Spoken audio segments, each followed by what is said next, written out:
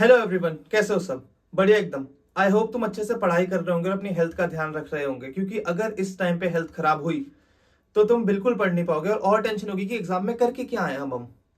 सो अच्छे से तुम्हें अपनी हेल्थ का ध्यान रखना है, पहली बात। और दूसरी बात क्या, आज हम पढ़ने क्या वाले हैं? आज हम पढ़ेंगे ओम्स लॉ और रेजिस्टेंस के बारे में।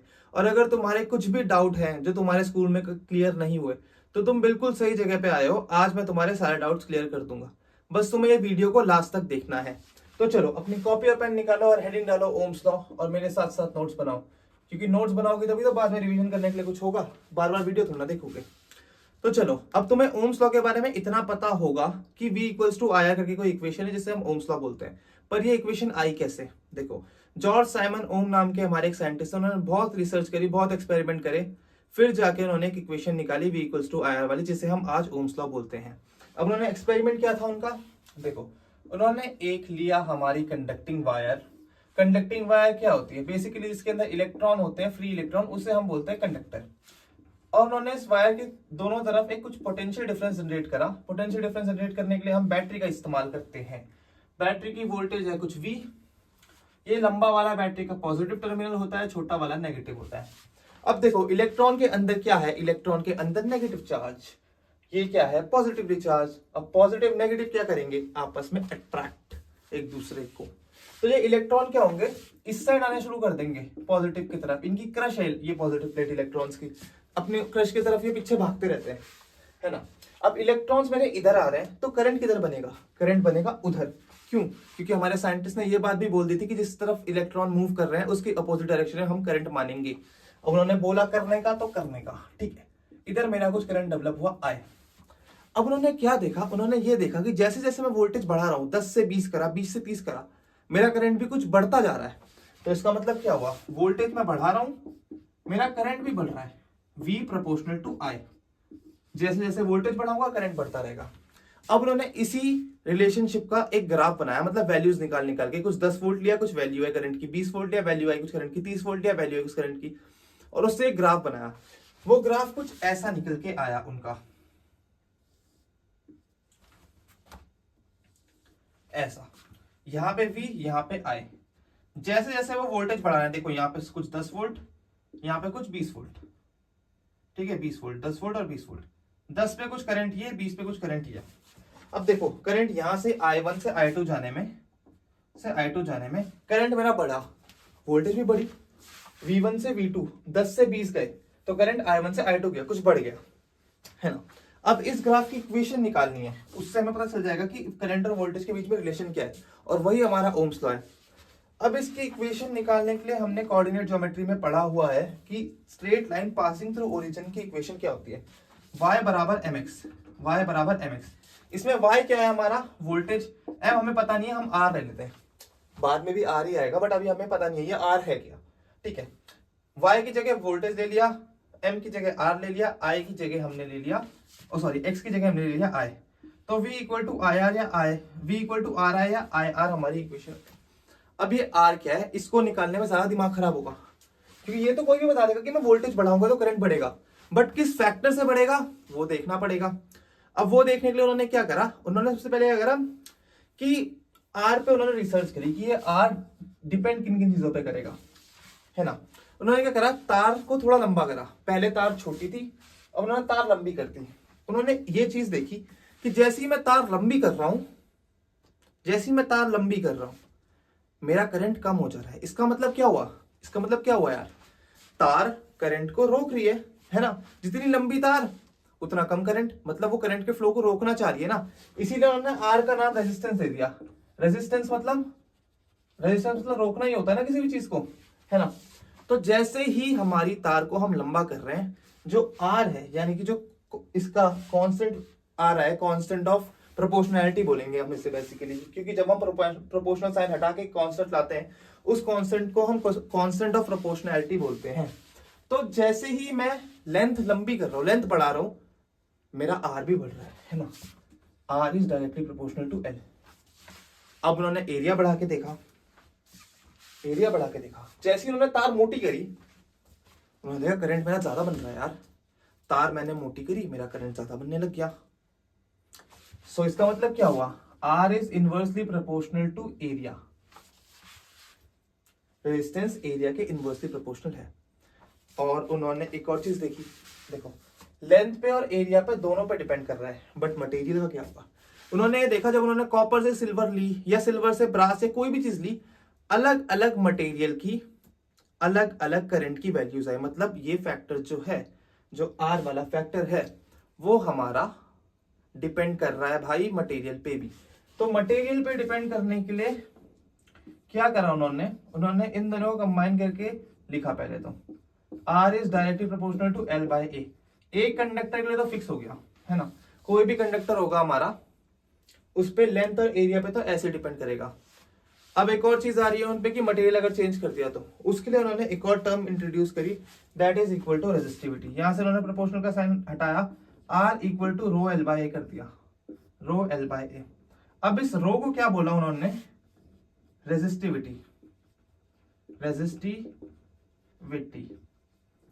अब रेजिस्टिविटी बेसिकली क्या हुई हमारी, वो किसी कंडक्टर की रेजिस्टेंस है, जैसे ब्रास की अलग, कॉपर की अलग, सिल्वर की अलग, बट उसमें एक चीज कॉमन है, क्या कि उस जो कंडक्टर लेंगे हम वो 1 मीटर लंबा लेंगे और उसका एरिया भी 1 मीटर स्क्वायर होगा।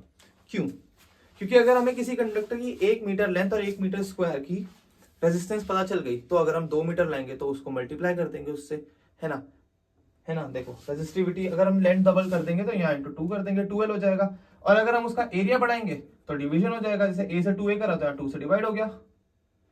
तो बस हमें ये रो पता चल जाए किसी भी मटेरियल का, उससे हम रेजिस्टेंस निकाल सकते हैं, चाहे वो कोई भी मटेरियल, कितनी भी लंबी वायर हो, कितनी भी मोटी वायर हो, कैसी भी वायर हो, वही हमें निकालना होता है। बेसिकली क्वेश्चन उसी पे आते हैं ना मेन, कि एक लेंथ हमने, एक वायर ली, उसकी लेंथ हमने डबल कर दी, ट्रिपल कर दी, 4 टाइम्स कर दी, बताओ उसकी रेजिस्टेंस कितना होगा। वो सारे क्वेश्चन हमारे यही फॉर्मूला करता है, क्योंकि हमें रेजिस्टिविटी पता है कि 1 मीटर क्यूब, 1 मीटर लेंथ और 1 मीटर स्क्वायर एरिया वाली तार की हमारी रेजिस्टेंस बेसिकली क्या है। अब हम उसे लंबा करें, छोटा करें, कुछ भी करें, वो हम यहां से करके निकाल सकते हैं। तो ऐसे इतनी रिसर्च करने के बाद, अलग अलग मटेरियल्स की तार यूज करने के बाद, लंबी करने के बाद, छोटी करने के बाद, मोटी करने के बाद, एक नया एक फॉर्मूला आया हमारा V इक्वल्स टू IR। और V इक्वल्स टू IR यहाँ पर लिख देता हूँ, V इक्वल्स टू IR। और फिर हमें ये रो, रेजिस्टिविटी, इन सब चीजों के बारे में भी उन्होंने बताया सब। अब रेजिस्टेंस के बारे में हमें ओम्स ने ही बताया था, तो उन्होंने उसकी जो यूनिट थी वो भी अपने नाम पे कर दी। यूनिट क्या होगी रेजिस्टेंस की, रेजिस्टेंस की ओम, जिसको हम ओमेगा से डिफाइन करते हैं, बोलते हैं इसे ओम है, ठीक है। और ये ओमेगा का सिंबल होता है, इससे हम रेजिस्टेंस को डिफाइन करते हैं। अब तुम्हारा एक होमवर्क है, तुम्हें रेजिस्टिविटी की यूनिट पता करनी है और नीचे कमेंट में डालनी है, नीचे कमेंट में क्वेश्चन भी लिख दूंगा। रेजिस्टिविटी की यूनिट क्या होगी वो तुम्हें नीचे मेरे को कमेंट में बतानी है। ऐसा नहीं है मुझे नहीं आता, आता है मुझे, बट तुम भी तो थोड़ा काम करो तभी तो पढ़ोगे। चलो अब हमें ये पता चल गया ओम्स लॉ क्या होता है, रेजिस्टेंस की जो हमारी इक्वेशन है ये क्या होती है। अब देख लेते हैं ये कि रेजिस्टेंस होता क्यों है। रेजिस्टेंस क्यों होता है बताओ। देखो कोई भी कंडक्टर है, इसके अंदर फ्री इलेक्ट्रॉन होंगे, तो इलेक्ट्रॉन किसी ना किसी एटम से निकले हुए होंगे ना। एटम कैसा होता है हमारा, बीच में न्यूक्लियस होता है और साइड साइड में इलेक्ट्रॉन होते हैं, फ्री इलेक्ट्रॉन। अब जब इस एटम से मैं एक इलेक्ट्रॉन निकालूंगा, यहाँ पॉजिटिवली चार्ज मेरा आयन तो बचेगा ना। ये थोड़ी केमिस्ट्री की लैंग्वेज यूज कर रहा हूँ, पॉजिटिवली चार्ज आयन। ये सोच लो कि कंडक्टर के अंदर इलेक्ट्रॉन तो होते हैं, लेकिन पॉजिटिवली चार्ज पार्टिकल्स भी होते हैं, और कुछ डिफेक्ट की वजह से थोड़ा मतलब स्ट्रक्चर में कुछ ढांचे इधर उधर उबड़ खाबड़ सा हो जाता है ना। तो जब ये इलेक्ट्रॉन चलते हैं ना, ये सीधे सीधी लाइन में नहीं चलते, ये क्या करते हैं, टकराते रहते हैं इनसे। इससे टकराएगा ये, फिर ये इससे टकराएगा, फिर यहाँ आएगा, फिर ये ऐसे आगे निकलेगा, टकरा टकरा के। तो जो रेजिस्टेंस होता है वो इलेक्ट्रॉन के कोलिजन की वजह से होता है, और उसका फॉर्मूला जो होता है वो हमने इधर ये निकाल के रखा हुआ है, R equal to rho L by A। अब ओम्स लॉ है जो हमारा V इक्वल्स टू IR, इसका सीधे डायरेक्ट क्वेश्चन तो आएगा नहीं तुम पे इतना सिंपल। जैसे कैसा हो सकता है क्वेश्चन सिंपल सा, देखो इसे मिटा रहा हूं मैं, रब करता हूं, ठीक है, नोट कर लो इसे। देखो बेसिक क्वेश्चन क्या होगा ओम्स लॉ का, कि ये एक मैंने रेजिस्टेंस लगा दी 10 ओम की, और यहाँ मेरी 20 वोल्ट की बैटरी है, 20 वोल्ट की। अब यहाँ पे हमने करंट पूछा हुआ, करंट पॉजिटिव टर्मिनल यहाँ है, पॉजिटिव से करंट निकलता है I, ठीक है। इधर भी देखो करंट इधर जा रहा है ना, पॉजिटिव से निकल रहा है। अब करंट की वैल्यू पूछ दी किसी ने, इतना सिंपल तो मुझे लगता है बोर्ड वाले देंगे, दे दिया तो देख लेते हैं एक बार। V इक्वल्स टू IR मुझे पता है, है ना। V इक्वल्स टू IR मुझे पता है। अब वोल्टेज कितनी है 20, करंट कितना है पता नहीं, I रहेगा, रेजिस्टेंस कितनी है 10 ओम, 0 से 0 कटा, I की वैल्यू 2 एम्पेयर आ गई, बस इतना सिंपल। ये सिंपल क्वेश्चन आएंगे नहीं हमारे क्वेश्चन किस चीज में आएंगे, इस चीज में कि रेजिस्टेंस डिपेंड किस पे कर रही है ना, और हम जिस चीज में वो डिपेंड कर रही है उस चीज को हम चेंज कर दिया तब क्या होगा। चलो अब वैसे वाले क्वेश्चन देखते हैं, इसे मैं बता रहा हूँ दोबारा। तो चलो अभी हमारा रेजिस्टेंस का फॉर्मूला क्या आया था, R equals to rho L by A। Resistance किस चीज पे डिपेंड कर रही है, लेंथ पे एंड एरिया पे। अब हमारा आता है पहला क्वेश्चन, 3 क्वेश्चन कराऊंगा बस, 3 क्वेश्चन, उससे ही तुम्हारे जो ये वाला क्वेश्चन, ये वाले जो इस टाइप के क्वेश्चन होते हैं कि हमने लेंथ डबल कर दी, एरिया डबल कर दिया, ये सब चीजें ये कवर हो जाएगा। अब देखो मैंने एक वायर ली L लेंथ की, है ना, लेंथ L है, एरिया A है और रेजिस्टिविटी है हमारी रो ई, रो के बराबर है ना। अभी वेरिएबल्स के बाद उसमें बात करते हैं, ठीक है, कांस्टेंट वैल्यू ले लेंगे बाद में, वैसे उसकी जरूरत नहीं पड़ती इन क्वेश्चंस में, कांस्टेंट वैल्यू तो मैं नहीं देगा कोई। अब क्या करा, अब मैंने लेंथ को बढ़ा के क्या कर दिया 12, मेरा एरिया सेम ही है, ए ही है, और रेजिस्टिविटी भी रेजिस्टिविटी R, रो के बराबर ही है। अब मुझे क्या बताना है, ये मेरा कंडक्टर 1 है, ये मेरा कंडक्टर 2 है, तुम्हें बताना है R1 अपॉन R2 की वैल्यू कितनी होगी। ऑप्शन दे देता हूं मैं, 2, 3 ले लो, चलो कोई नहीं, 1/2 या 1, ये तुम्हारे ऑप्शंस हैं। अब इसे कर लेते हैं साइड बाय साइड कंपेयर, 1 के लिए और 2 के लिए। तुम्हें ऐसे ही करना है, ठीक है, 1 के लिए करो पहले, फिर 2 के लिए करो, फिर दोनों को डिवाइड कर देना, सिंपल। अब रेजिस्टेंस की फॉर्मूला क्या होता है, R equal to rho L by A। इसमें L की वैल्यू क्या है, L ही है, A की वैल्यू क्या है, A ही है, रो की वैल्यू क्या है, रो ही है। चलो ठीक है, अब यहाँ देखते हैं, यहाँ इसकी R1 निकल गई, R2 क्या होगा, second resistance of our second wire. R2 की वैल्यू क्या होगी, R2 की वैल्यू होगी रो L बाय A। अब यहाँ L की वैल्यू क्या है, L यहाँ पे 2 टाइम्स ऑफ लेंथ है, जो इसकी L थी उसके डबल है, तो यहाँ पे L को हम हटा के कर लेंगे 2L। अब हमें क्या बताना है, R1 by R2, R1 by R2, R1 upon R2। R1 क्या था हमारा, rho L by A upon R2 क्या है, रो 2L बाय A। ए से क्या उछला है पेन मेरा हाथ से, ए से ए कट गया, है ना, और ये रो वाला इधर आ जाता है, ऐसे करके तुम्हें पता ही होगा डिवीजन में क्या होता है, अगर ऐसे करके हम किसी दो चीज को डिवाइड कर रहे हैं तो ये जो बीच वाले तो होते हैं वो दोनों यहाँ इधर मल्टीप्लाई में आ जाते हैं और ये ऊपर वाला ऐसा आ जाता है, ठीक है।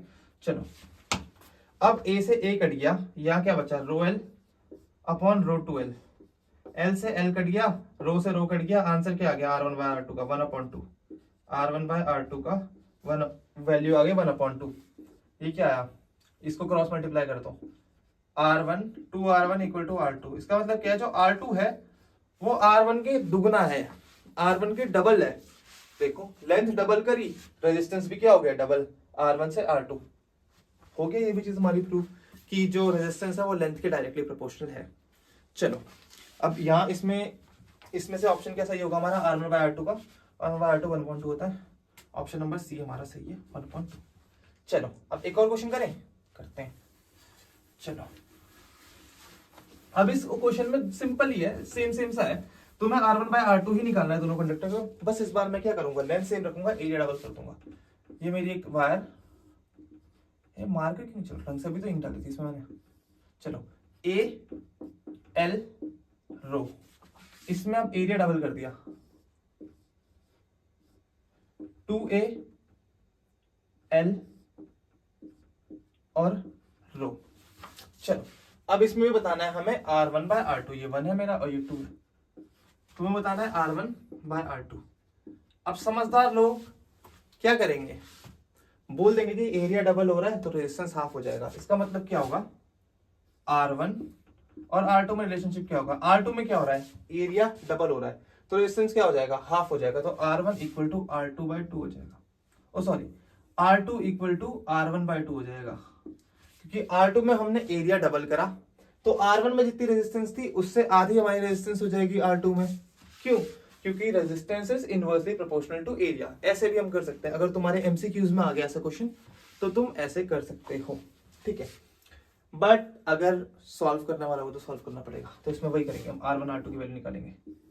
R1 R2, इतना लंबा जगह की जरूरत नहीं है मुझे। अब R1 क्या होगा? R1 बराबर रो L बाय ए, इसमें L L ही है, A A ही है। अब R2 में क्या होगा? R2 equal to rho L by 2A।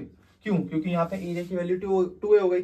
अब वही करना है मुझे, R1 by R2, R1 by R2 equal to rho L by A upon rho L by 2A। यहाँ A से A कट गया, L से L कट गया, रो से रो कट गया, ठीक है। यहाँ बचा 1, यहाँ पे भी बचा 1, ठीक है। कुछ डिवाइड मल्टीप्लाई के हम काटते हैं तो 1 बचता है, ये इधर जाता है हमारा और ये इधर जाता है, तो वैल्यू क्या आ गई? 2।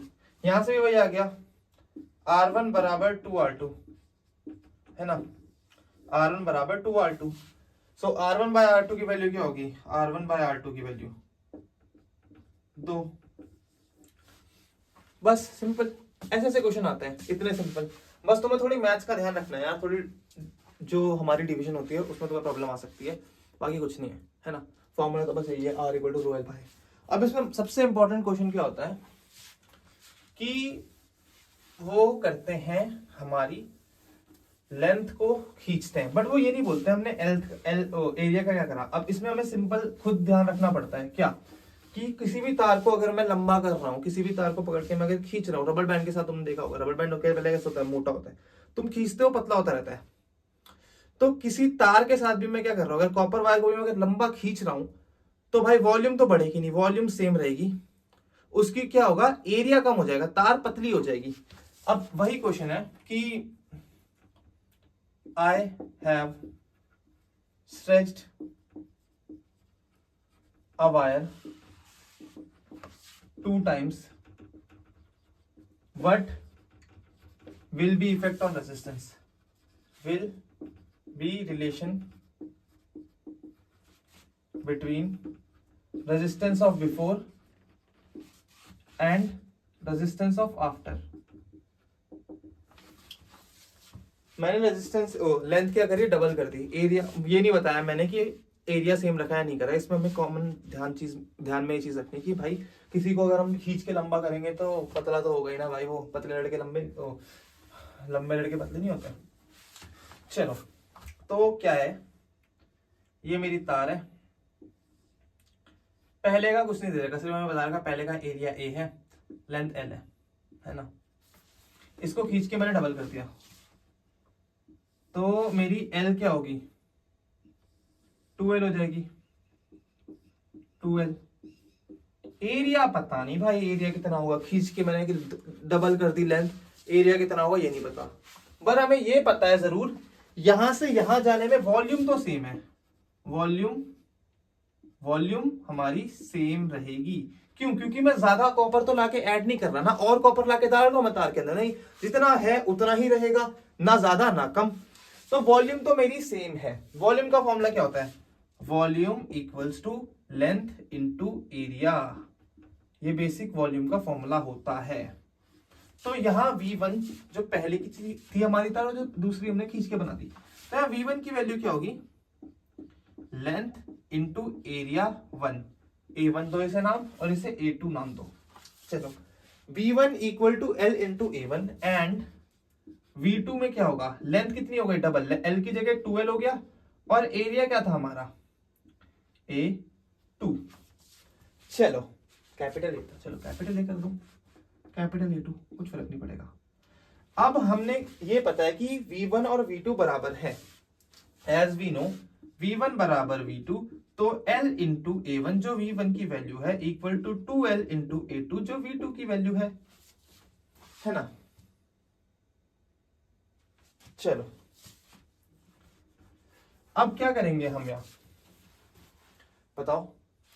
अब हम यहां निकालेंगे कि ये एरिया कितना कम हो गया। देखो, L से तो L कट गया, A2 की वैल्यू क्या आ गई? A2 चाहिए ना मैं यहाँ पे इसकी रेजिस्टेंस निकालने के लिए, A2 आ गया A1 upon 2, A1 upon 2। A1/2, A1/2, इसे मिटाओ। अब A2 की वैल्यू लिख दो A1/2, A2 की वैल्यू लिख दो A1/2, A2 की वैल्यू क्या आ गई A1/2, A1/2। अब दोनों में R1 R2 निकालो। मैं R1 R2 निकाल के छोड़ू या ना छोड़ू? नहीं छोड़ता, चलो अगले क्वेश्चन में छोड़ दूंगा, वहां पे तुम निकाल सकते हो। चलो, तो ये है हमारा इस साइड R1, इस साइड हमारा R2। R1 की R1 कितनी होगी? R1 की तो R1 ही होगी यार, सॉरी।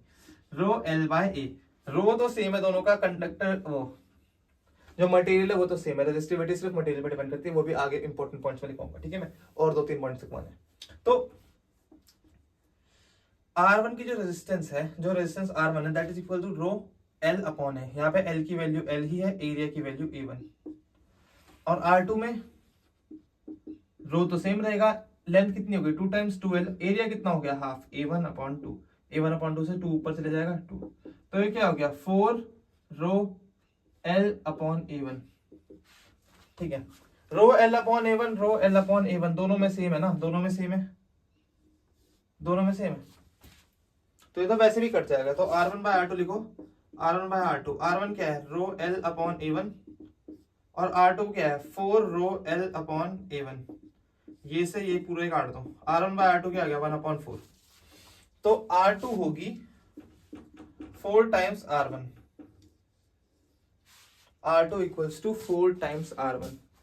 यहां से हमें क्या पता चला, अगर मैं किसी की लेंथ को डबल कर दूं, उसकी एरिया भी कम हो जाएगा। लेंथ डबल करूंगा तो वॉल्यूम सेम रख के हमने, अगर मैं लेंथ को डबल कर दूं तो मेरा जो रेजिस्टेंस होगी वो 4 टाइम्स बढ़ जाएगी। अगर मैं 3 टाइम्स करूंगा इसे, अगर मैं इसे 3 टाइम्स करूं, सोचो 3 टाइम करूं, तो यहाँ A1/3 होगा, और यहाँ पे लेंथ 3L हो जाएगी, 3L, और यहाँ पे ये कितना हो जाएगा, यहाँ पे मल्टीप्लाई 3 से होगा, ठीक है। ये तुम कैलकुलेट करके देखना 3 टाइम्स के लिए, मैं तुम्हें सिर्फ बता रहा हूँ, मेरे को रिजल्ट याद है, 9 हो जाएगा यहाँ पे। तो यहाँ पे R2 कितना हो जाएगा 3 टाइम्स R1, बेसिकली मैं रिजल्ट डिराइव कर रहा हूँ तुम्हारे लिए, है ना, 3 टाइम्स, सॉरी 9 टाइम्स। तो एक रिजल्ट अपने मन में ध्यान में रखना कि अगर मैं किसी वायर की लेंथ को डबल कर रहा हूँ, कीपिंग इट्स वॉल्यूम सेम, तो उसकी रेजिस्टेंस n² टाइम हो जाएगी, ठीक है।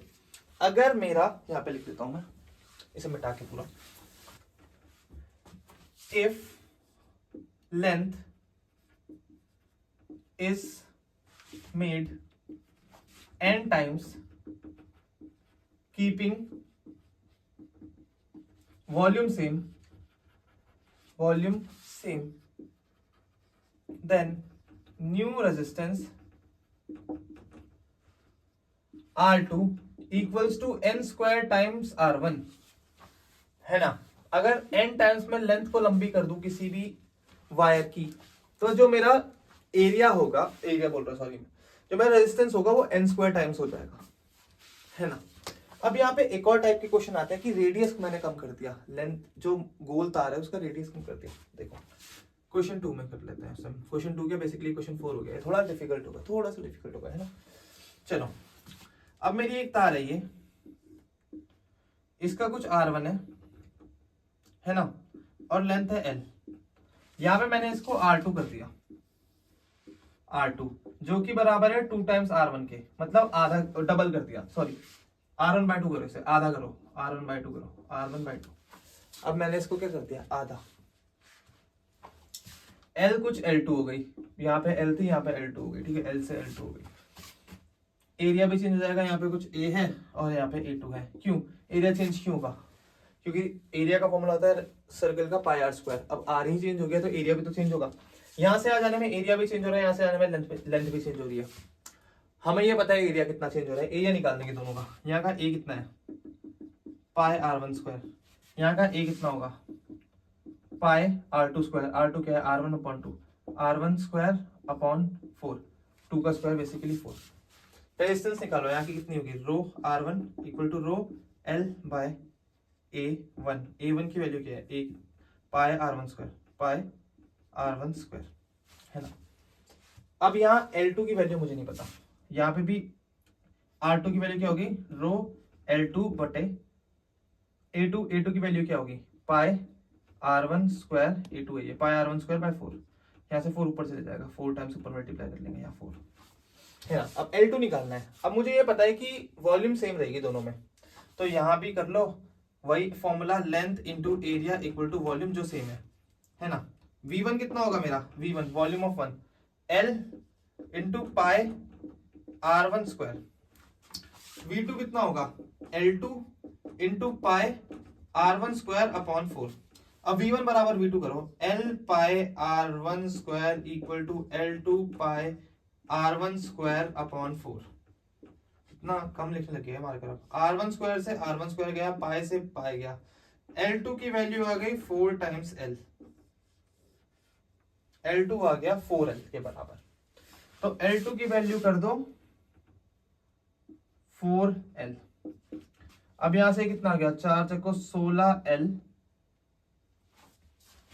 है ना, 16L rho upon pi R1 square. चलो हो गया पाई R1 स्क्वायर। अब यहीं से हमें R1 बाय R2 की वैल्यू निकालनी पड़ेगी। R1 बाय R2, R1 कितना है मेरा, R1 बाय R2, R1 है हमारा rho L upon pi R1 square upon rho L upon pi R1 square. 16 है यहाँ पे R2 में, 16 rho L upon pi R1 square. Pi R1 square से पाई R1 स्क्वायर गया, रो L से रो L गया, कितना बच गया 1/16।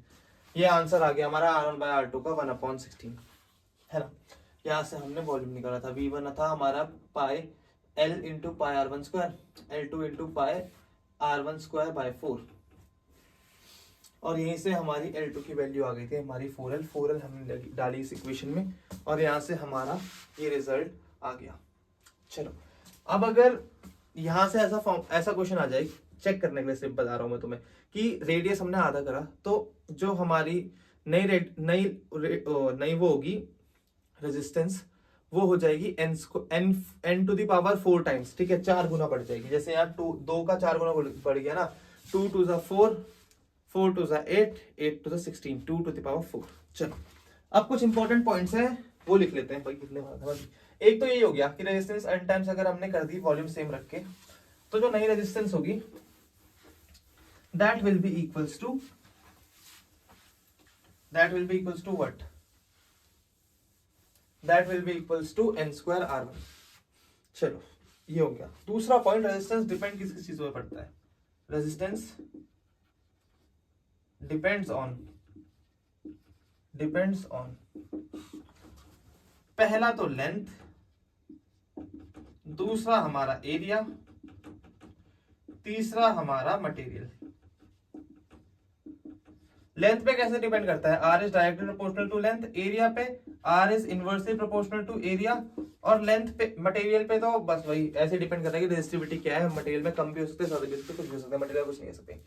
एक और फैक्टर है हमारा जिस पर रेजिस्टेंस डिपेंड करता है, दैट इज अवर टेम्परेचर।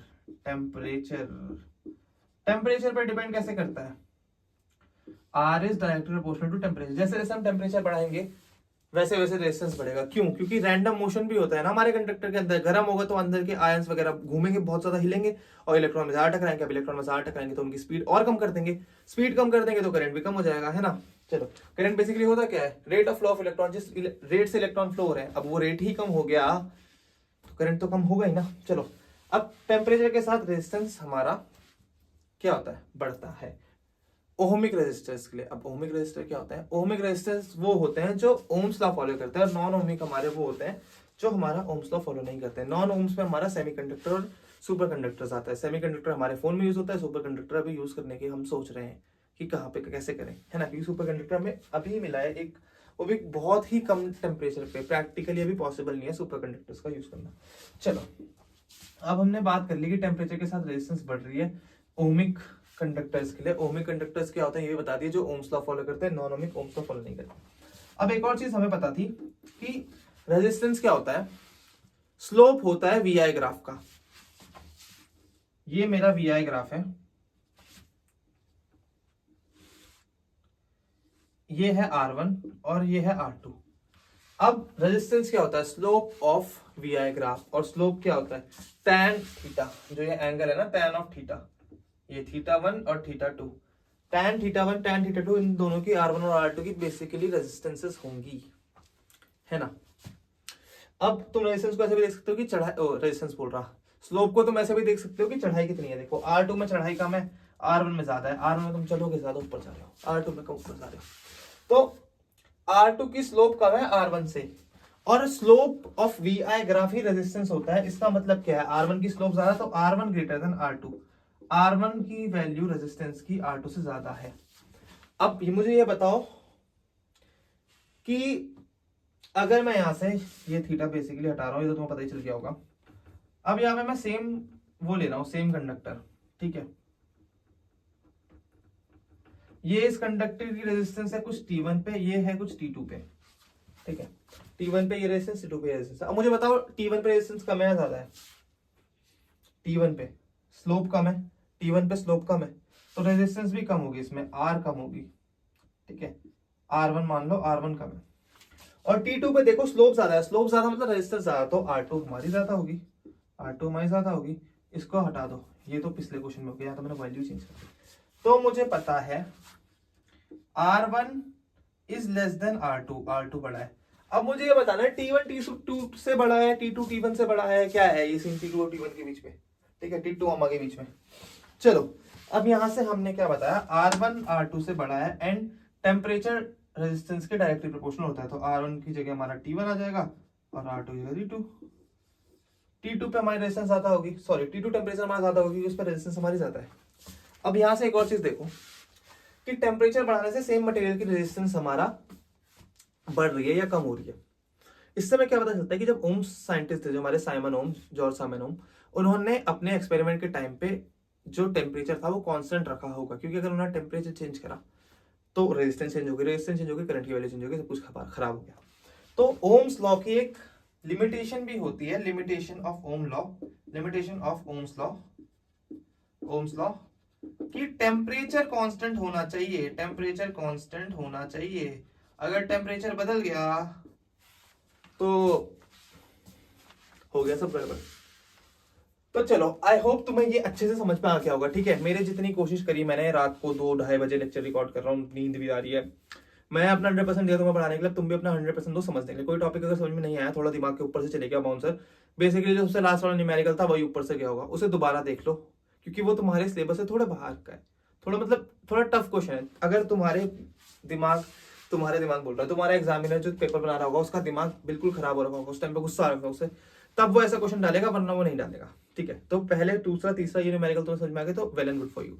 अब ये वीडियो में तो हमने ओम्स और रेजिस्टेंस के बारे में पढ़ लिया। अब नेक्स्ट वीडियो आएगी मेरी कल, उसमें हम रेजिस्टेंस के सीरीज और पैरेलल में हम कैसे जोड़ते हैं वो पढ़ेंगे, ठीक है। और उसी में हम ओम्स लॉ के और क्वेश्चन करेंगे, क्योंकि ओम्स लॉ के क्वेश्चन बनते हैं उसी में, कि सीरीज और पैरेलल रेजिस्टेंस को पहले हमें कैलकुलेट करके निकालना होता है, फिर उसके हिसाब से जितना करंट होता है वो पूछता है।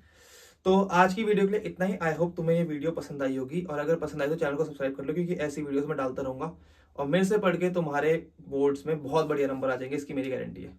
चलो, थैंक यू फॉर वॉचिंग।